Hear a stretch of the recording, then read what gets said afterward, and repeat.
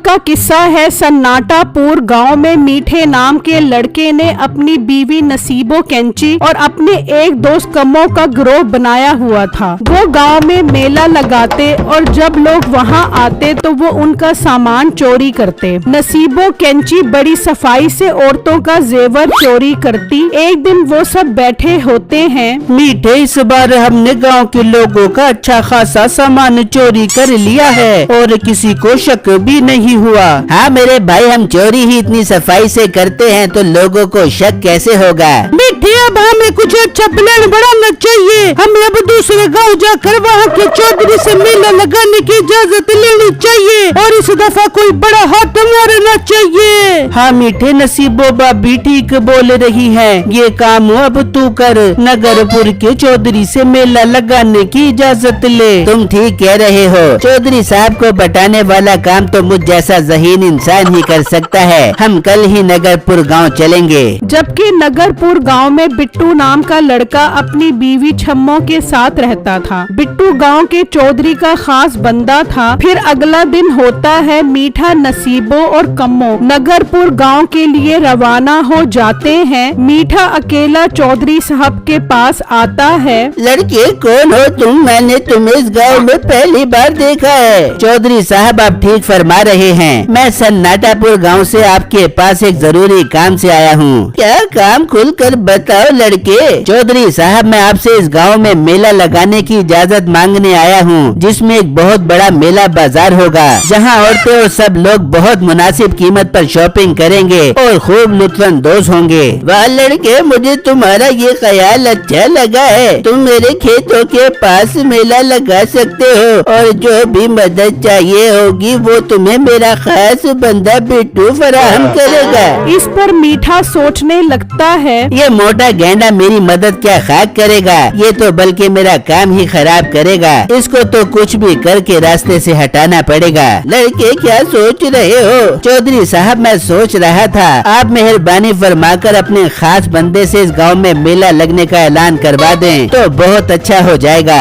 लड़के, ये तो कोई मसला नहीं, तुम मेला लगाने की तैयारी करो और बिट्टू तुम गांव वालों को मेला लगाने की खुशखबरी सुनाओ। जी चौधरी साहब, मैं आज ही गांव में मेला लगने का ऐलान करता हूँ। फिर मीठा खुशी खुशी वहाँ से चला जाता है और बिट्टू गांव में ऐलान करता है। सुनो सुनो गांव वालों, इस बार हमारे गांव में मेला लग रहा है, जिसमें सामान भी सस्ता मिलेगा और आप लोग बहुत मजे करोगे। ये सुनकर गांव वाले बहुत खुश हो जाते हैं। दूसरी तरफ मीठा मेले की इजाजत की खुशखबरी नसीबो और कम्मो को सुनाता है। अरे वाह मीठे, अब मजा आएगा। इस दफा हम उस गांव में बहुत बड़ा हाथ मार कर रफू चक्कर हो जाएंगे। तभी बिट्टू वहाँ पर आ जाता है। मीठे साहब, आप लोगों को किसी चीज की जरूरत है तो मुझे बताओ। इस पर मीठा सोचता है। इस मोटे को तो अब काम पर लगाना पड़ेगा ताकि ये थक हार कर यहाँ से चला जाए और हमारे लिए कोई भी परेशानी न बने। क्या सोच रहे हो मीठे भाई? कोई काम है तो बताओ। हाँ बिट्टू मेरे भाई, हमें लकड़ियों की जरूरत है, तुम हमें लकड़ियाँ ला कर दो। ठीक है मीठे भाई, मैं जंगल जाता हूँ और वहाँ से लकड़ियाँ लेकर आता हूँ। फिर बिट्टू वहाँ से चला जाता है और जंगल की तरफ आ जाता है और लकड़ियाँ काटता है और फिर वो लकड़ी लेकर आता है। बिट्टू, ये क्या इतनी थोड़ी सी लकड़ियाँ लेकर आए हो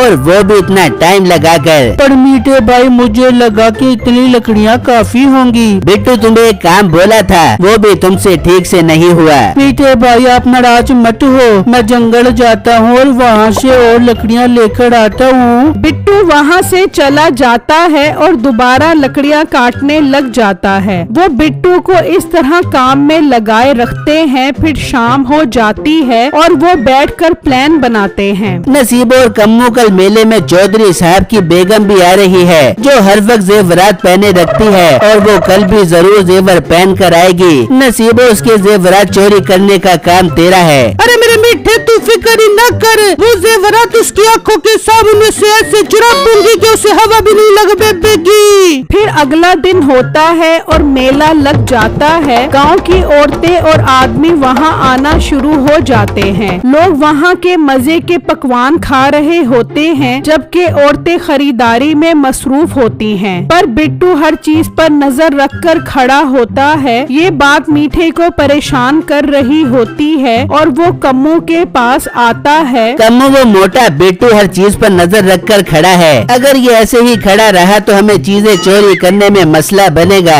मीठे तू फिक्र न कर, इस मोटे को तो मैं रुमाल सूंघा कर बेहोश करता हूँ। फिर कम्मू चुपके से बिट्टू के पास आता है और उसे रुमाल सुंघा कर बेहोश कर देता है। फिर मीठा और कम्मू चीजें चुराना शुरू कर देते हैं। बाहर खड़ी साइकिल यहाँ तक के माल मवेशी भी चोरी कर लेते हैं। दूसरी तरफ नसीबो ने वहाँ ज्वेलरी का स्टॉल लगाया होता है। चौधरी की बीवी नसीबो के स्टॉल पर आती है। अरे मालिकन, आप मेरे स्टॉल पर आई, मुझे बहुत खुशी हो रही है। वैसे आपके जेवरात तो बहुत खूबसूरत है। हाँ, ये खूबसूरत तो होंगे ही, आखिर असली सोने के हैं। अरे मालिकन, थोड़ी आहिस्ता बोलो, ऐसे मेलों में बहुत चोरी होती है। अगर किसी चोर ने सुन लिया तो आपको बहुत नुकसान हो जाएगा।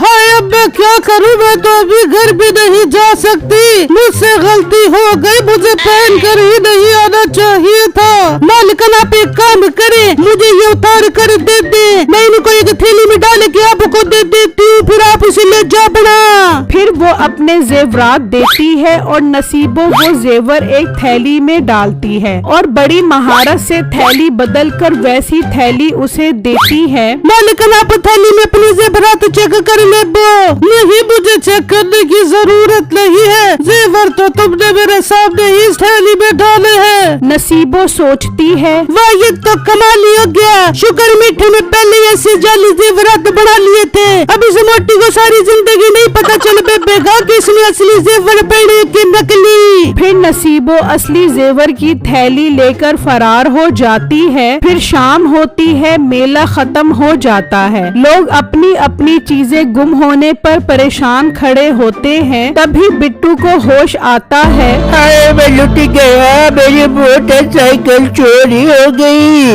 मेरी भी साइकिल चोरी हो गई, मैंने तो साइकिल अभी नहीं खरीदी थी। बिट्टू हैरान खड़ा ये देख रहा होता है और परेशान चौधरी के पास आता है और उन्हें सारा माजरा बताता है। बिट्टू, ये तो बहुत गलत हुआ। मैंने तुम्हें इसलिए नहीं भेजा था कि तुम लोगों का सामान चोरी होने दो, तुम तो खुद ही बेहोश हो गए। मालिक, मैं पूरी कोशिश करता हूँ चोरों को पकड़ने की।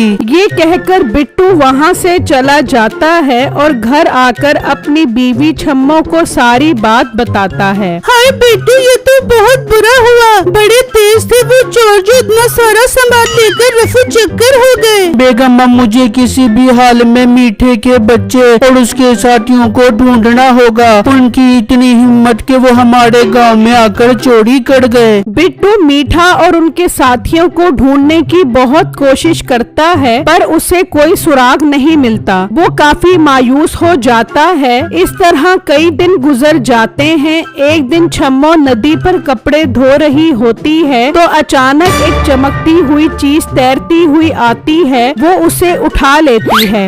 ये तो मुझे सोने का कंगन लग रहा है। ये इतना कीमती कंगन किसका हो सकता है? वो फौरन वहाँ से निकलती है और घर आकर बिट्टू को दिखाती है। बिट्टू ये कंगन देखकर हैरान रह जाता है। बेगम, ये कंगन तो मालकन का है, लेकिन ये पानी में कैसे पहुंचा? बिट्टू, हमें मालकन के पास जाकर उनको ये दिखाना चाहिए। फिर वो दोनों हवेली की तरफ चलते हैं और वहाँ आकर कंगन दिखाते हैं, जिसे देखकर चौधरी और मालकिन हैरान हो जाते हैं। पर मेरा कंगन तो मेरे पास है, फिर ये वैसे ही कंगन, ये सब क्या हो रहा है? मुझे कुछ समझ नहीं आ रही। चौधरी साहब को शक होता है और वो बिट्टू को बोलता है, बिट्टू, तुम एक काम करो, जल्दी जाओ और अच्छे से सोनार को ले लेकर आओ। फिर बिट्टू जाता है और सुनार को लेकर आता है। फिर सुनार वो दोनों कंगन चेक करता है।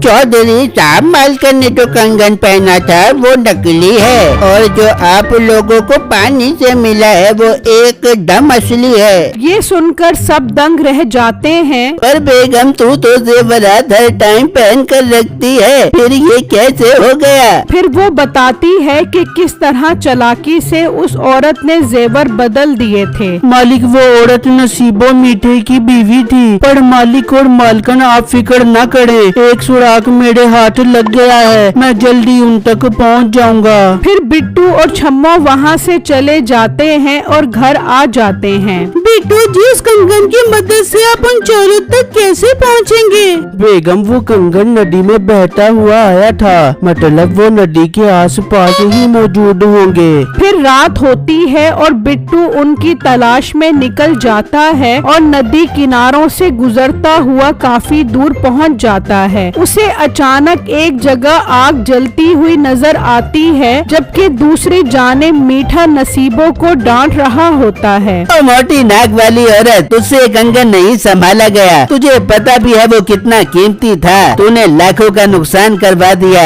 मीठे, मुझे क्या पता था वो मेरे हाथ से फिसल कर नदी में गिर जाएगा। बिट्टू हैरान छुपा ये सब देख रहा होता है। फिर बिट्टू वहाँ से निकलता है और चौधरी साहब को आकर सब बताता है। बिट्टू, तुमने आखिर उन चोरों का पता लगा ही लिया, मैं तुमसे बहुत खुश हूँ। चौधरी साहब, अब हमें जल्दी चलकर उन्हें पकड़ना चाहिए। फिर चौधरी, उसके मुलाजिम और बिट्टू निकलते हैं और बिट्टू उन्हें उस जगह तक ले आता है। कमो, नसीबो और मीठे के उन्हें देखकर होश उड़ जाते हैं। मनहूस लोगों, आखिर तुम लोग पकड़े ही गए, अब मैं तुम्हें ऐसी सजा दूंगा कि तुम याद रखोगे। पर चौधरी साहब, आप हम तक कैसे पहुँचे? यहाँ तक तो पहुँचना नामुमकिन था, हम यहाँ कंगन की मदद से पहुँचे हैं। मनहूस औरत, तूने हमें मरवा दिया।